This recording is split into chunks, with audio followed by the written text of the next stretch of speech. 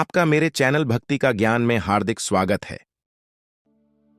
प्रिय भक्तगण, आज हम आपको एक कथा का श्रवण करा रही हूँ जो सुनने मात्र से आपके जीवन में सुख, संपत्ति और धन की वर्षा होगी। तो चलिए कथा को प्रारंभ करते हैं।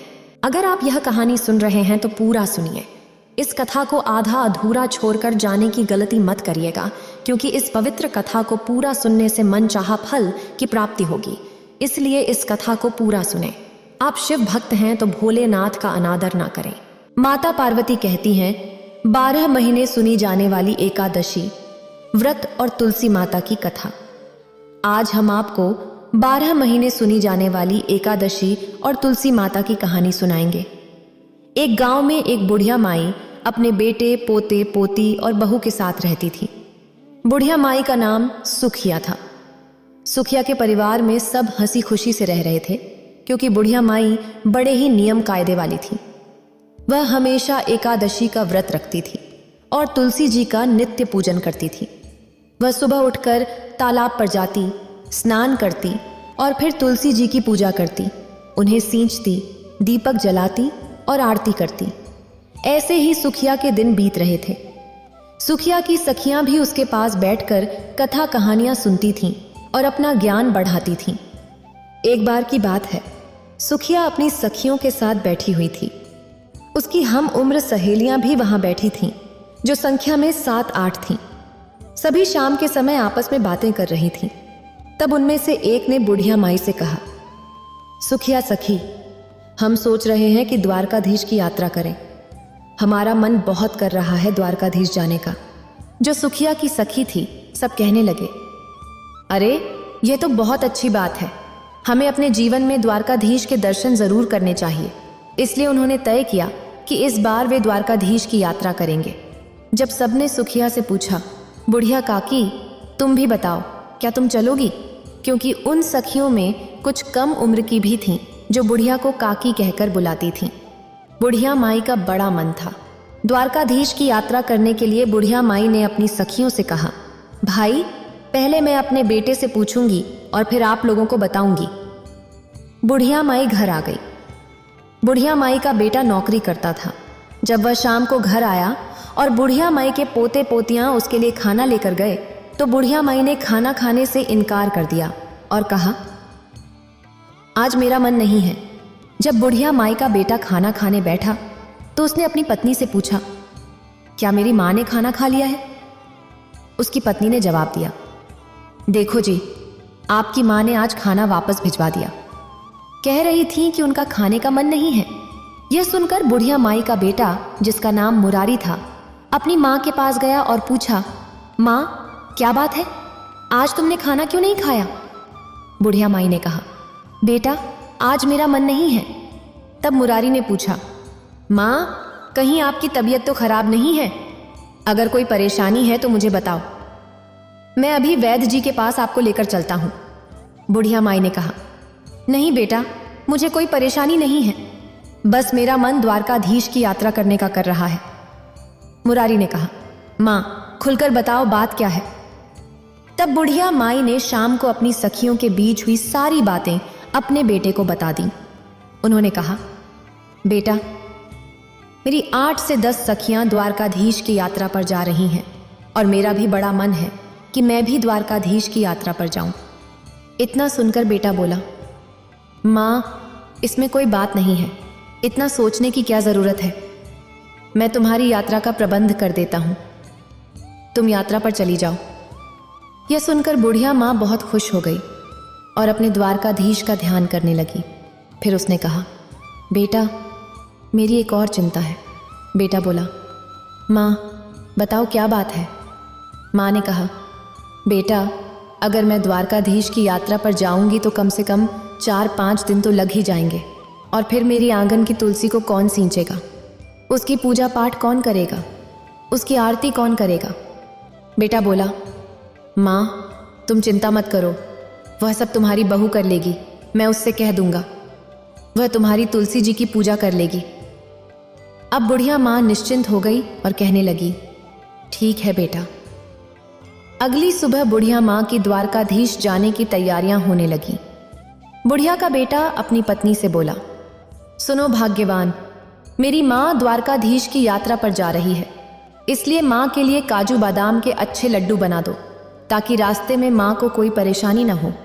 अब बुढ़िया की बहू मन में सोचने लगी, मुझे तो एक दिन के लिए भी मायके जाने नहीं देते हैं, इनके काम बिगड़ते हैं। और अब देखो, बुढ़िया माई आराम से 4-5 दिन की यात्रा के लिए जा रही है। चलो, यात्रा के लिए जा रही है वो तो ठीक है, अब इनकी पूजा पाठ का काम भी मुझे सौंप कर जा रही है। बुढ़िया की बहू कुछ कह तो नहीं पा रही थी, लेकिन उसने मन ही मन एक साजिश रची। उसने अपने पति से कहा, ठीक है, मैं माँ के लिए गोंदगिरी और बादाम काजू के लड्डू बना दूंगी और उन्हें एक डिब्बे में भर के माँ जी को दे दूंगी। बेटा तो सुबह नौकरी पर चला गया और बुढ़िया की बहू ने क्या किया कि तुलसी जी का गमला जिसमें तुलसी लगी हुई थी, उसमें से तुलसी जी को जड़ से उखाड़ लिया और जड़ समेत उसे एक पीतल के डिब्बे में भर दिया। फिर उसने अपनी सासू माँ को थैले में रखकर दे दिया और बोली, लो माँ जी, इसमें गोंदगिरी के काजू बादाम के लड्डू हैं, आप इन्हें रास्ते में खा लेना। बुढ़िया माई अपने बेटा बहुओं को आशीर्वाद देती हुई अपनी तीर्थ यात्रा के लिए चल दी। चलते समय अपनी बहू से बोली, बेटी, मेरी तुलसी जी का ध्यान रखना। बहू ने जवाब दिया, ठीक है माँ जी, आप बेफिक्र होकर जाइए। अब बुढ़िया माँ ने तो आशीर्वादों की झड़ी लगा दी। बहू ने मुझे काजू बादाम के लड्डू बनाकर दिए हैं। वे कहने लगी, दूधो नहाओ पूतो फलो, लाखों में बैठो करोड़ों में उठो, दिन दूनी रात चौगुनी तरक्की करो। उनके मुंह से तो आशीष फूट रहे थे, और सौभाग्यवती रहो, मेरे बेटे का अच्छा काम चले। अब वो तरह तरह के आशीर्वाद देती हुई बुढ़िया माई अपनी सखियों के साथ जा मिली। अब सारी सखियां और बुढ़िया माई द्वारकाधीश की पैदल यात्रा कर रही थीं। यात्रा करते करते उन्हें शाम हो गई। शाम के समय जब वे थक गईं, तो एक जगह जो सराय जैसी बनी हुई थी, वहां पर बैठकर विश्राम करने लगीं और अपना खाने पीने का सामान निकालकर खाने लगीं। तब बुढ़िया माई ने अपना डब्बा खोलकर देखा तो उसमें घी से चूर काजू बादाम के लड्डू रखे हुए थे। बुढ़िया माई ने आधा लड्डू खुद खाया और आधा लड्डू सब सखियों में भी बांट दिया और भगवान का भोग भी मन ही मन लगा दिया। अब सभी सखियां कहने लगीं, अरे जो सुखिया सुखिया, क्योंकि उसका नाम सुखिया था तो सब उसे सुखिया भी कहते थे। अरे तुम्हारी बहू तो बड़ी अच्छी है, देखो तुम्हारी बहू तुम्हारा कितना ख्याल रखती है। तुम्हारी बहू ने तुम्हारे लिए घी और काजू बादाम के लड्डू बनाकर दिए हैं, और एक हमारी बहू है जिसने देखो तेल के परांठे बनाकर दिए हैं। तब दूसरी बुढ़िया बोली, अरे मेरी बहू ने तो सूखी रोटियां दी हैं। तीसरी औरत कहने लगी, अरे मेरी बहू ने तो ये देखो मिर्च और रोटियां दी हैं। और फिर सब अपनी अपनी बहुओं के बारे में बातें करने लगीं। एक ने कहा, मेरी बहू ने तो अचार के साथ रोटी दी है। सुखिया, तू तो बड़ी भाग्यवान है जो तुझे ऐसे बहू बेटा मिले हैं। अब तो सुखिया के मन से अपने बेटे बहू के लिए आशीर्वाद निकलने लगे, क्योंकि आज उसे महसूस हो रहा था कि उसके बेटे बहू उसकी कितनी परवाह करते हैं। उसे अपने बेटे बहू पर बड़ा प्यार आया। वह अपने पोते पोतियों बेटे बहुओं को मन ही मन आशीर्वाद दे रही थी और भगवान द्वारकाधीश के गुण गा रही थी और तुलसी माता को याद कर रही थी। चलते चलते अब वो सारी सखियां द्वारकाधीश पहुंच गईं। जब वे वहां पहुंची तो शाम का समय हो रहा था। वहां बहुत लंबी भीड़ लगी हुई थी। द्वारकाधीश के दर्शन करने के लिए लंबी लाइन लगी हुई थी। बुढ़िया माई मन ही मन सोचने लगी, हे प्रभु जी, इतनी लंबी भीड़ है, अगर मुझे आपके दर्शन नहीं हुए और पट बंद हो गए तो मेरा आना तो यहाँ बेकार हो जाएगा। तभी बुढ़िया माई द्वारकाधीश से मन ही मन प्रार्थना करने लगी, हे प्रभु, एक बार जीवन में मुझे दर्शन दे दो। मैं बड़ी दूर से आपके दर्शन के लिए पैदल चलकर आई हूँ। हे प्रभु, आपके दर्शनों की प्यासी हूँ। जब बुढ़िया माई की आंख खुली तो उसने देखा कि एकदम से चमत्कार हो गया। वह तो लाइन में सबसे आगे खड़ी थी और द्वारकाधीश जी सामने थे। बुढ़िया माई की तो हैरानी का ठिकाना नहीं रहा। कहाँ तो वह सबसे पीछे थी और कहाँ वह लाइन में सबसे आगे आ गई। पंडित जी सबका प्रसाद चढ़ा रहे थे। अब बुढ़िया माई ने अपना डब्बा खोलकर देखा तो उसमें एक लड्डू और एक तुलसी जी की पत्ती रखी हुई थी। अब बुढ़िया माई ने वही लड्डू और तुलसी जी की पत्ती द्वारकाधीश को चढ़ाने के लिए यानी भोग लगाने के लिए पुजारी जी को थमा दी। फिर मन ही मन सोचने लगी, बुढ़िया माई, हे प्रभु, यहाँ तो एक से एक अमीर लोग आए हुए हैं, महंगी से महंगी मिठाइयाँ लाई गई हैं, लेकिन मेरी मिठाई का कहाँ नंबर आएगा? क्या द्वारकाधीश मेरी मिठाई का भोग लगाएंगे? भगवान को याद करते हुए बुढ़िया माई ने कहा, हे प्रभु, मेरी भी लड्डू का भोग लगाओ और मुझे आशीर्वाद दो। जब बुढ़िया माई ने आंखें खोली तो उसकी आंखें आश्चर्य से फैल गईं, क्योंकि द्वारकाधीश के हाथ में वही लड्डू था जो उसने भोग लगाने के लिए दिया था। बुढ़िया माई बहुत प्रसन्न हुई और गदगद हो गई कि प्रभु ने उसका भोग स्वीकार कर लिया। तभी द्वारकाधीश जी के पुजारी जी सबको प्रसाद दे रहे थे और उन्होंने बुढ़िया माई को भी प्रसाद दिया।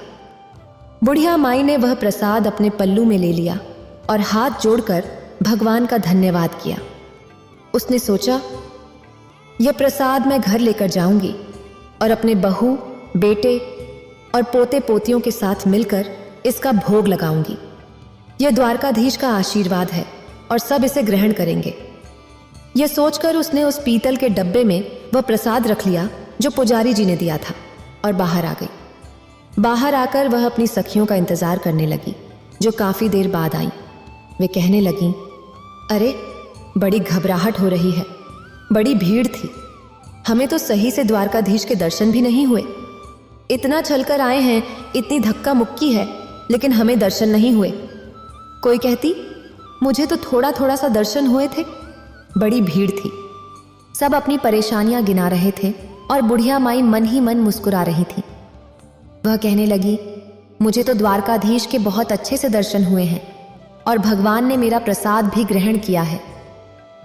इस तरह से अब वे सारी सखियां अपनी द्वारकाधीश की यात्रा करके अपने गांव के लिए वापस चल दी। घर पहुंचने पर बुढ़िया माई ने अपने बेटे और बहू को आवाज लगाई। बेटा अंदर से आया और मां के पैर छुए। मां ने बेटे को आशीर्वादों की झड़ी लगा दी। झुक झुक जियो मेरे लाल, मेरी यात्रा बड़ी सफल रही। फिर कहने लगी, अरे बेटा, बहू दिखाई नहीं दे रही है। बेटा हाथ में पानी का ग्लास लेकर खड़ा था और बोला, मां, पानी पियो और आराम से बैठ जाओ। जब बेटा पानी का ग्लास लेकर खड़ा था तो बुढ़िया माई पूछने लगी, बेटा, बहू कहाँ गई है? तब बेटा बोला, मां, मैंने उसे घर से निकाल दिया। मां कहने लगी, बेटा, ये तूने क्या कर दिया? मेरे जाने के बाद जब मैं 4-5 दिन की यात्रा पर गई थी और तुमने पीछे से बहू को घर से निकाल दिया। ऐसा क्या हुआ जो तुमने मेरी बहू को निकाल दिया? मेरी बहू तो बड़ी गुणी है। बेटा कहने लगा, मां, जो तेरी बहू है उसने तेरे साथ बड़ा छल किया। मैंने उसे गोंद और बादाम काजू के लड्डू बनाने के लिए कहा था, क्योंकि मेरी माँ यात्रा पर जा रही हैं, लेकिन उसने आंगन में लगी तुलसी को उखाड़कर उसकी जड़ समय थी और उसे पीतल के डब्बे में भरकर तुम्हें दे दिया। अब बुढ़िया माई कहने लगी, रे बेटा, मैंने तो डब्बा खोलकर देखा था, उसमें तो काजू बादाम के ही लड्डू थे और मैंने भी खाए और अपनी सखियों को भी खिलाए। तब बेटा कहने लगा, नहीं माँ, उसने जो ये साजिश रची थी, असैत मैकिया ने मैं तुलसी जी की पूजा के लिए बोला तो आंगन में तुलसी नहीं थी। तब मैंने उससे पूछा तो उसने मुझे सारी बात बताई। उसने जलन में आकर, क्योंकि माँ यात्रा के लिए जा रही थी और मुझे मायके भी नहीं भेजते थे, इसलिए उसने तुलसी जी को उखाड़कर आपके डब्बे में भर दिया। अब बुढ़िया माई कहने लगी, बेटा कोई बात नहीं, बहू ने ऐसा किया है, चलो उसकी गलती है, लेकिन उसी के कारण तो मुझे द्वारकाधीश के दर्शन हुए। मेरे साथ तो बेटा इतने चमत्कार हुए हैं कि मैं क्या गुणगान करूं। मैं तो भीड़ में सबसे पीछे खड़ी थी, तभी द्वारकाधीश की कृपा से भीड़ में सबसे आगे हो गई। और तो और बेटा, मेरे डब्बे में एक तुलसी जी का पत्ता और एक लड्डू था। शायद तुलसी माता की कृपा से ही वह तुलसी लड्डुओं में बदल गई थी, और एक पत्ता इसलिए छोड़ दिया था कि मैं भगवान का भोग लगाऊं, क्योंकि द्वारकाधीश को ठाकुर जी को तो बिना तुलसी के पत्ते का भोग लगाया ही नहीं जाता। इसीलिए उन्होंने मेरा भोग स्वीकार किया था, क्योंकि उस पर तुलसी दल भी था। अब बेटा, मेरी बहू ने चाहे कुछ भी किया हो, मुझे तो बहू की वजह से ही ये सब चमत्कार हुए हैं और ठाकुर जी के इतने अच्छे दर्शन हुए हैं। मैं तो द्वारकाधीश के दर्शन करके निहाल हो गई। बेटा तू अभी जा, बहू मायके में होगी, उसे लेकर आ। अब बेटा अपनी माँ की बात को क्या टालता, वह चल दिया अपनी पत्नी को लाने मायके और अपनी पत्नी को लेकर आ गया। जब बहू मायके से घर आई तो अपनी सासू माँ के पैरों में पड़ गई और माफी मांगने लगी। तब बुढ़िया माई कहने लगी, अरे बहू, मैंने तो तुझे कब का माफ कर दिया। तेरी वजह से तो मुझे भगवान के दर्शन हुए हैं। अगर तू ऐसा ना करती तो पता नहीं मुझे भगवान के दर्शन भी होते या नहीं। मैंने तुझे माफ कर दिया, लेकिन हाँ, अगर तुझे माफी मांगनी है तो एक आध सी माता और तुलसी माता से मांग। अब बहू ने तुलसी माता से माफी मांग ली और फिर सास को याद आया, अरे मैं तो जो द्वारकाधीश से तुम्हारे लिए प्रसाद लेकर आई थी, याद भी किया है। बच्चे खेलते हुए आए और कहने लगे, दादी माँ आ गई, दादी माँ आ गई। दादी माँ, आप यात्रा पर गई थीं तो हमारे लिए क्या लेकर आईं? दादी माँ बोली, अरे बच्चों, मैं सबके लिए वहां से द्वारकाधीश का प्रसाद लाई हूं। सब थोड़ा थोड़ा मिल बांट कर खाएंगे। जैसे ही बुढ़िया माई ने अपने थैले में से पीतल का डब्बा निकाला और उसमें से प्रसाद निकालने लगी तो देखा कि लड्डू तो नहीं था, लेकिन डब्बा पूरा हीरे मोतियों से भरा हुआ था। यह देखकर बुढ़िया की बहू बेटों की आंखें आश्चर्य से फैल गईं। वह कहने लगी, बेटा, इसमें तो मैंने लड्डू रखा था, पता नहीं कहां से इसमें इतना सारा हीरा, मोती और सोना चांदी आ गया है। तब बेटा बहू कहने लगे, माँ, ये सब एकादशी और तुलसी माता की कृपा के कारण हुआ है। आपकी सच्ची श्रद्धा और भक्ति के कारण उन्होंने आपको यह फल दिया है। अब तो बहू बेटा माँ के कदमों में पड़ गए। माँ बोली, बेटा मुझे छोड़ो, तुलसी माता के कदमों में पड़ो। अब बहू और बेटा ने तुलसी माता और ठाकुर जी से माफी मांगी। अनजाने में हमसे जो भूल हो गई उसे माफ कर दो। अब बहू बेटा भी अपनी माँ की तरह एकादशी का व्रत रखने लगे और तुलसी जी की पूजा करने लगे। इसी तरह से उनके खुशी खुशी दिन बीतने लगे। अब बुढ़िया माई के पास इतना धन हो गया था कि उसने गांव में कई काम कराए, गरीबों की लड़कियों के विवाह करवाए। जैसे ही वह गांव में किसी गरीब को देखती जिसके पास बेटी का विवाह करने का साधन नहीं था, उसने उस धन को बेटियों के विवाह में और कुएं बावड़ी बनवाने में लगाया। और बच्चों के स्कूल और अस्पताल बनवाने में जितना धन बुढ़िया माई लगाती, उतना ही उनके घर में धन बढ़ता जाता। बुढ़िया माई ने जब तक जीवित रही तुलसी माँ की पूजा कभी नहीं छोड़ी। उन्होंने हमेशा एकादशी का व्रत किया। बचपन से ही बुढ़िया माई तुलसी जी की पूजा करती आई थी और मरने के बाद भी तुलसी माता और एकादशी माता की कृपा से उन्हें मोक्ष की प्राप्ति हुई। उनके बहू बेटे भी अच्छे दिन देख रहे थे। वे अपने बहू बेटों के साथ सुखी जीवन बिता रहे थे और उनके बच्चों के विवाह भी हो गए थे। अगर आपको ये वीडियो अच्छी लगी हो तो लाइक करें और शेयर करें और मेरे चैनल भक्ति का ज्ञान को सब्सक्राइब करें। आपका धन्यवाद।